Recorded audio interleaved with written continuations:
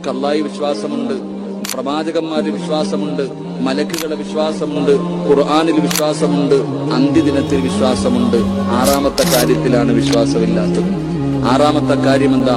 വൽ ഖദരി ഖൈരിഹി വശർരിഹി മിനല്ലാഹി തആല. നന്മയും തിന്മയും അല്ലാഹുവിന്റെ ഭാഗത്ത് നിന്ന്, ദുഃഖവും സന്തോഷവും അല്ലാഹുവിന്റെ ഭാഗത്ത് നിന്നാണ് വരുന്നത് എന്ന് നീ വിശ്വസിക്കണം. എങ്കിലേ നിന്റെ വിശ്വാസം പൂർണ്ണമാകൂ. അല്ലാഹു നമുക്ക് ഈമാൻ നൽകുമാറാകട്ടെ.